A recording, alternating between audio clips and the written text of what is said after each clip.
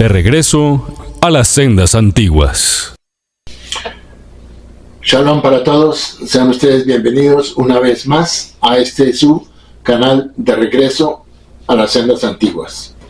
Hoy vamos a enfocarnos en un tema un poco más específico para comenzar a desvirtuar aquellos textos que han sido tomados de la Biblia hebrea de una forma equivocada y mal intencionada, porque no debiera nunca haberse usado estos textos de la Biblia hebrea para apoyar un mensaje que no existía.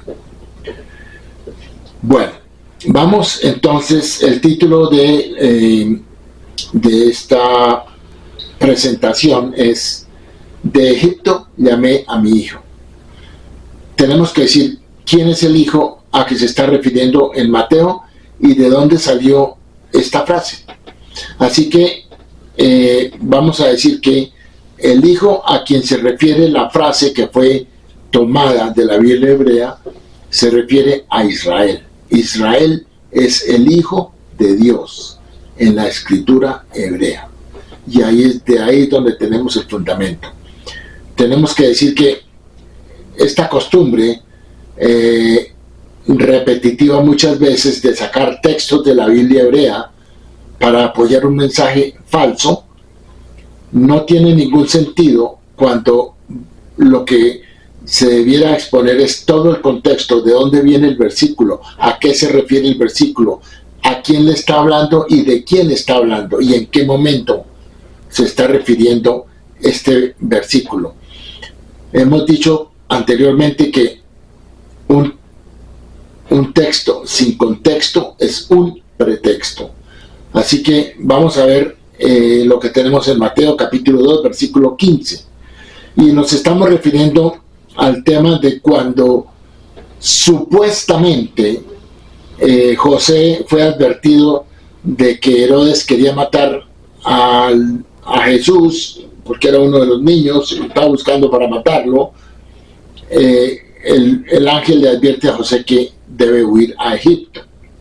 Así que el capítulo 2, versículo 15 de Mateo hace alusión a la huida a Egipto de Jesús cuando era un bebé, y dice así el versículo 15 del capítulo 2: y estuvo allá hasta la muerte de Herodes, para que se cumpliese lo que dijo el Señor por medio del profeta cuando dijo: de Egipto llamé a mi hijo.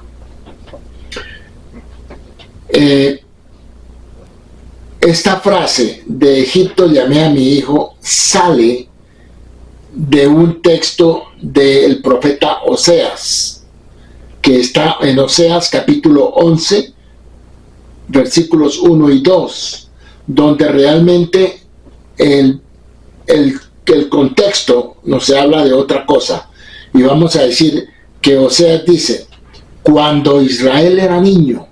Entonces aquí tenemos que decir que se está refiriendo es a Israel, no se refiere a ningún Jesús. Cuando Israel era niño, yo lo amé, y de Egipto llamé a mi hijo.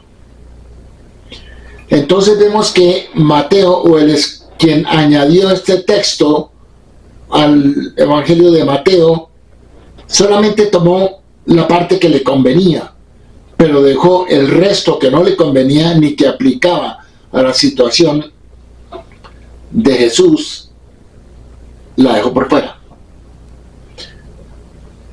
Ahora, ¿qué dice el contexto de Oseas? Dice: cuando Israel era niño, yo lo amé, y de Egipto llamé a mi hijo. Cuanto más los llamaba, más se alejaban de ellos.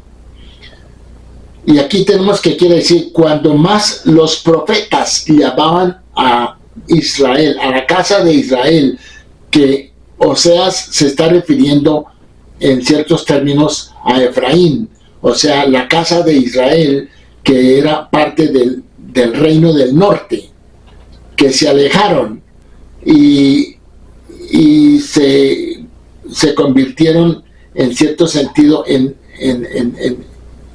pervertir los mandamientos cuando comenzaron a adorar imágenes.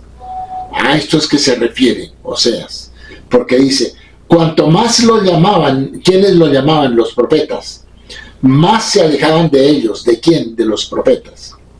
Sacrificaron a los Baalim, o sea, a los dioses que no existen, a los ídolos, y ofrecieron a imágenes talladas, estatuas.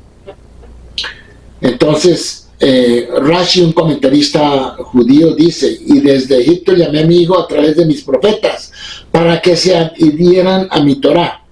¿Pero qué hicieron? Cuanto más lo llamaban los profetas, más se alejaban de ellos. Por mucho que los profetas lo llamaban para enseñarles el buen camino, así les volvían la espalda para huir de ellos, alejarse del llamado de los profetas. Esto era un comportamiento que fue exhibido por la casa de Israel, el reino del norte. Tengamos en cuenta que después del reinado de Salomón, Israel, el reino de Israel se dividió en las dos casas. La casa de Israel, que se fueron con 10 tribus para el norte de Israel, cuya capital vino a ser Samaria, y las otras 2 tribus y media, digamos, las 2 tribus de Judá y Benjamín se quedaron en Jerusalén, y ellos representaban el reino de Judá. Así que había 2 casas, la casa de Israel y la casa de Judá. Aquí el profeta está refiriéndose específicamente a la casa de Israel, a quien también se le conoce con el nombre de Efraín, porque Efraín, recordemos, era hijo de José, y ellos fueron los que resultaron haciendo parte del reino del norte. Así que cuando se dividió el reino, Jeroboam se fue con el reino del norte, y tenemos aquí que el reino del norte se convirtió prácticamente, se volvió en contra de la Torá y comenzaron a adorar imágenes, y como dice aquí el profeta, que Dios está reconociendo que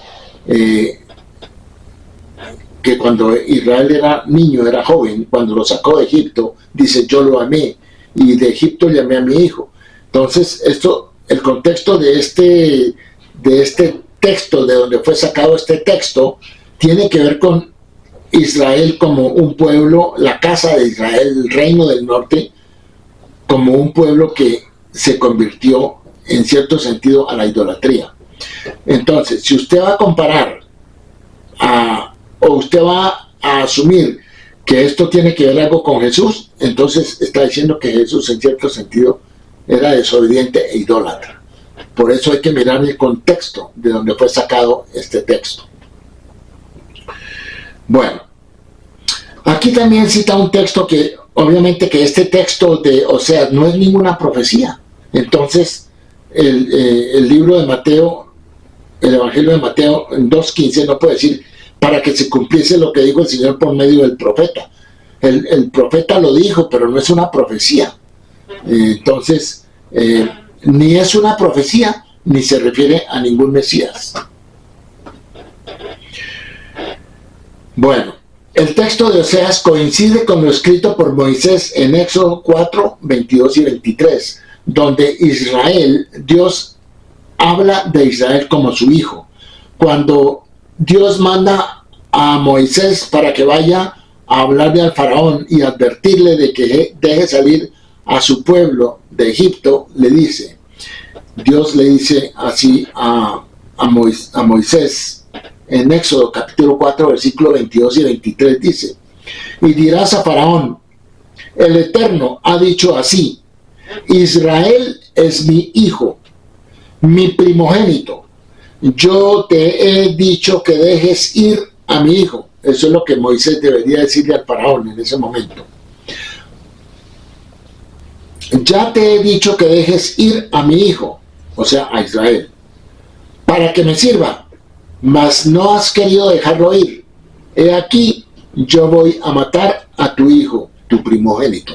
Esa es la advertencia que Dios le manda al faraón a través de Moisés, para que permitiera que el pueblo de Israel que estaba en Egipto pudiera salir libremente. Como dijimos anteriormente, esta no es una profecía y realmente no han sabido muchas veces explicar este texto. Como hemos visto, Mateo relaciona hechos reales o ficticios de la vida de Jesús con pasajes de la Biblia hebrea que no tienen ninguna relación, ninguna. Por ejemplo, Mateo 2.15 afirma que José y María literalmente sacaron al niño Jesús de Egipto para cumplir la supuesta profecía. De Egipto llamé a mi hijo. Y cita a Oseas 11.1. Y Mateo 2.15 dice, y estuvo ya hasta la muerte de Herodes para que se cumpliese lo que dijo el Señor por medio del profeta cuando dijo, de Egipto llamé a mi hijo. Ya sabemos que esto no tiene ninguna relevancia con el tema de Jesús ni con la época de Mateo, porque esto fue dicho mucho antes por el profeta Oseas con relación a la casa de Israel, el reino del norte. Para aclarar esto debe entenderse que Mateo asume que los padres de Jesús residían permanentemente en Belén antes del nacimiento de Jesús. En consecuencia, no dice nada sobre la necesidad de viajar a Belén debido a un censo, y Jesús no nace en un pesebre, o sea, contrario a lo que dice Lucas, porque aquí tenemos dos historias que tienen que ver con el nacimiento de Jesús que son diferentes. Entonces sabemos que en el libro de Lucas se habla de que José vino de Galilea, o sea, y de Nazaret a Belén, y que el niño había sido puesto en un pesebre. Aquí no dice nada de haber huido a Egipto. Lucas no dice nada de la huida a Egipto, ni de ninguna matanza de los niños, como se habla en Mateo.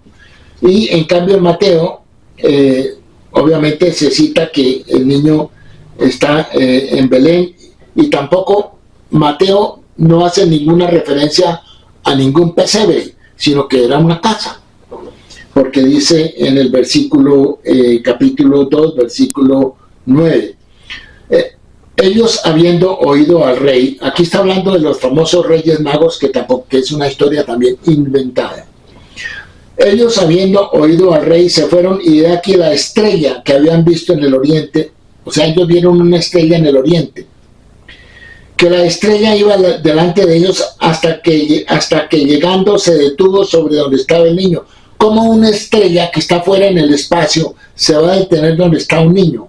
¿Cómo usted puede comparar algo que está fuera en el espacio con algo que está aquí en la Tierra y que es muy, muy pequeño, un objeto muy pequeño? Es muy difícil conceptualizar lo que está escrito.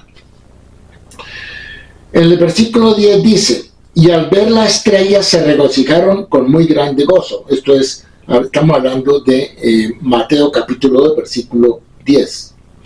Y al ver la estrella se regocijaron con muy grande gozo. Y al entrar en la casa, o sea, supuestamente los reyes magos entraron en la casa, pero Lucas menciona un pesebre, no una casa. Entonces aquí vemos que los dos relatos tienen muchas diferencias. Bien, entonces estamos diciendo que en consecuencia no dice nada sobre la necesidad de viajar a Belén debido a un censo, como lo dice Lucas. Y Jesús no nace en un pesebre, como lo dice Lucas capítulo 2, versículo 7, sino es en una casa, como está en Mateo capítulo 2, versículo 11.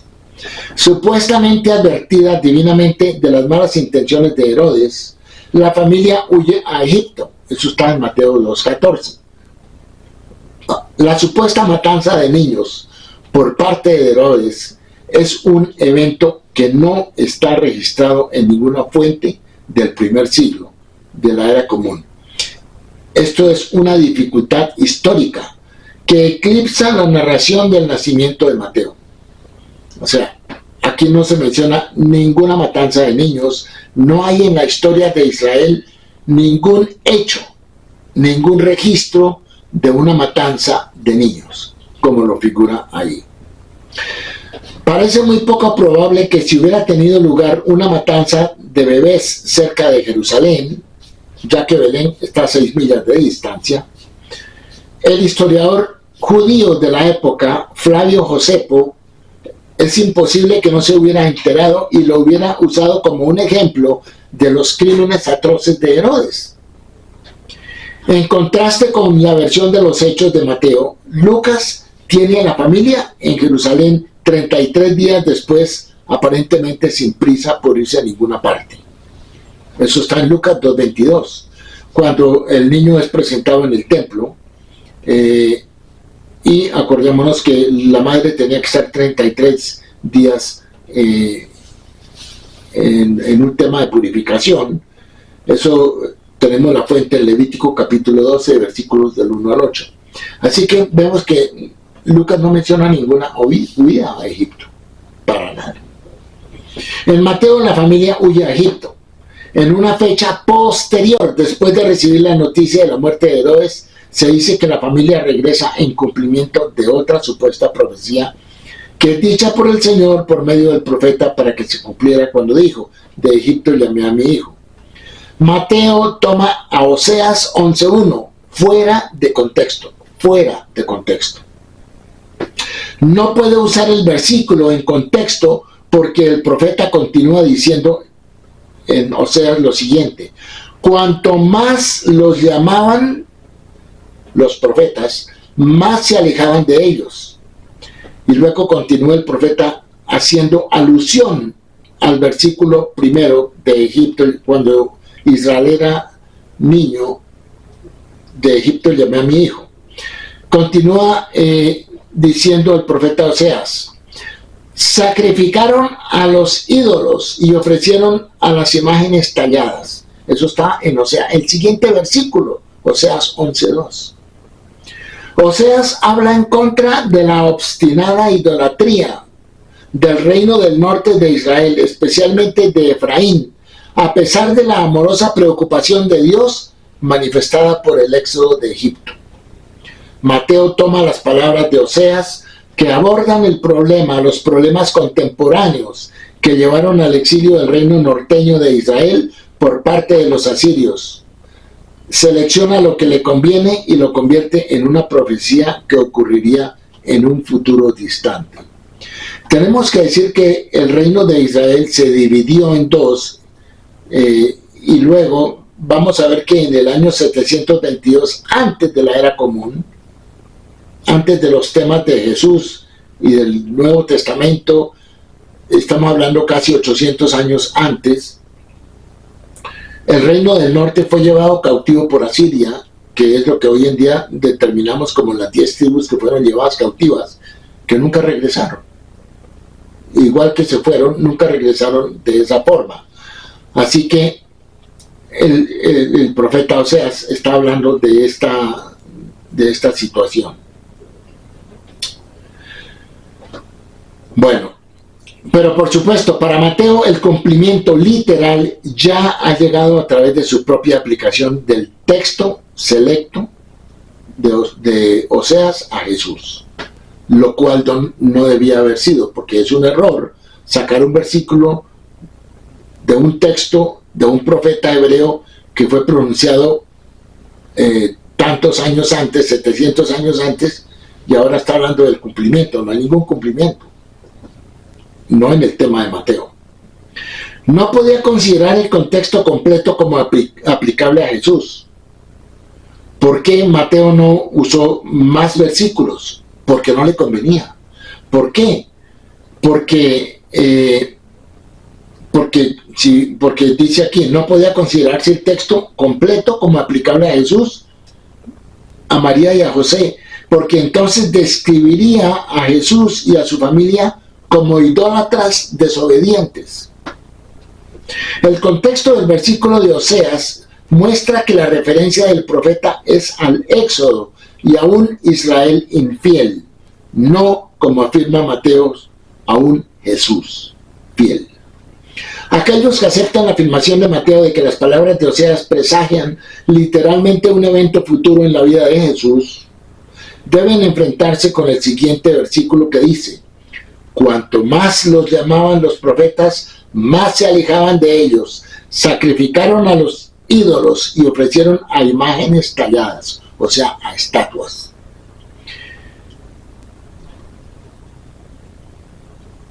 Así que aquí vemos que no hay ningún cumplimiento. No hay ningún cumplimiento en Mateo.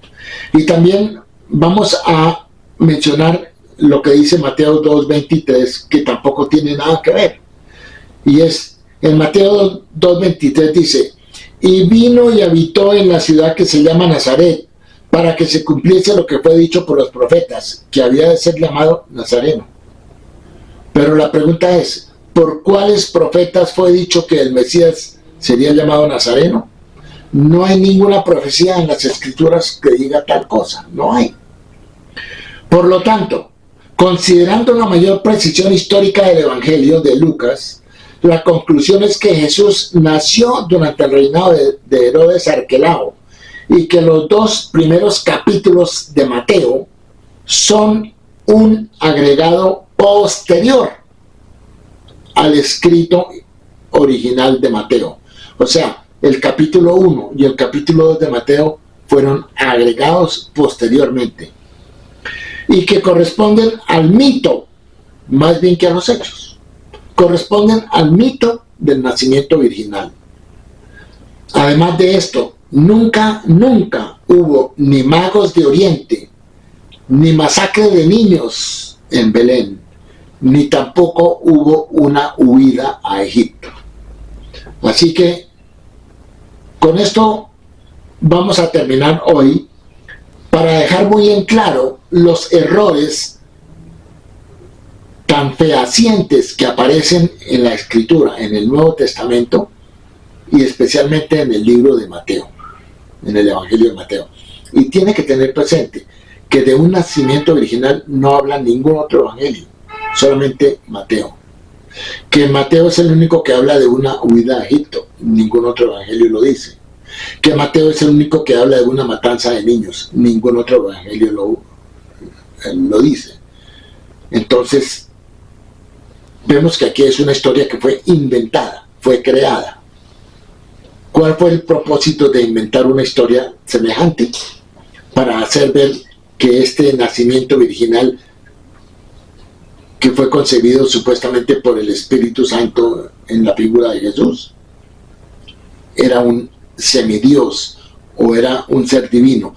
Ese es el mensaje que está en el primer capítulo de Mateo. Y eso es lo que tiene que ver con que no puede ser una historia real. Y por eso tendemos a decir que estos dos capítulos, capítulo 1 y capítulo 2, no pudieron haber sido escritos por el Mateo, discípulo de Jesús, porque estos temas del nacimiento virginal y todas las mentiras que están ahí, la huida a Egipto, la matanza de los niños, los reyes magos, todo eso va en contra de la Biblia hebrea, no tiene ningún fundamento. Así que yo los dejo con esto hoy. Estudien, miren los detalles y se van a convencer. Espero que ustedes puedan ver lo mismo que nosotros hemos podido ver desde acá. Muchas gracias y nos vemos en otra oportunidad. Shalom.